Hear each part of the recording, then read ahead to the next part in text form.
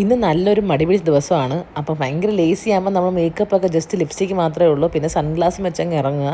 അപ്പോഴത്തേക്ക് I makeup ഒന്നും ഇടണ്ട, കാര്യങ്ങൾ എളുപ്പത്തിൽ നടക്കും. അങ്ങനെ ഞാൻ നേരെ പോകുന്ന വഴിക്ക് ഈ ചൂടത്ത് ഞാനൊരു ഓറഞ്ച് ജ്യൂസും കൂടെ കുടിച്ചിട്ടുണ്ട്. അപ്പോൾ നമ്മൾ നേരെ പോകുന്നത് റോസസ് ഡ്യൂ എന്ന സലൂണിലാണ്. ഇവർക്ക് UAE മൊത്തം ബ്രാഞ്ചസ് ഉണ്ട് കേട്ടോ. അടിപൊളി സലൂണാണ്, ഭയങ്കര പ്രൊഫഷണലാണ് സ്റ്റാഫ് എല്ലാം. അപ്പം ഞാൻ വന്നത് മുടി വെട്ടാനാണ്. അപ്പം നേരെ പരിപാടി തുടങ്ങി. എനിക്കൊരു കോഫിയൊക്കെ ഓഫർ ചെയ്തു.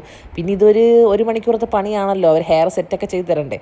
പിന്നെ ആസ് ഓൾവേസ് എൻ്റെ കേർലി ഹെയർ ആയതുകൊണ്ട് ഇങ്ങനെ സ്ട്രെയിറ്റ് ആയിട്ട് നമ്മൾ ബ്ലോ ഡ്രൈ ചെയ്യുമ്പോൾ അവർ സെറ്റ് ചെയ്യുമ്പോൾ ഒരു സന്തോഷമാണ് കേട്ടോ. കാരണം ഒരു ചേഞ്ച് വരുമല്ലോ.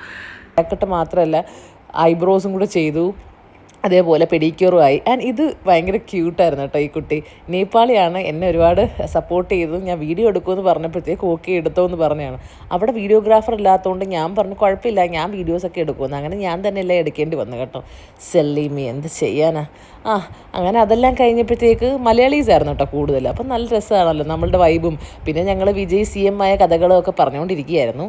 അതിനുശേഷം ഈ കുട്ടി നേപ്പാളിയായതുകൊണ്ട് അത്ര മലയാളം മനസ്സിലാവില്ല, പക്ഷേ ഉള്ളത് കൊണ്ട് ആൾ മനസ്സിലാക്കിയിട്ട് നമ്മളുടെ കൂടെ വൈബ് ചെയ്തു കേട്ടോ.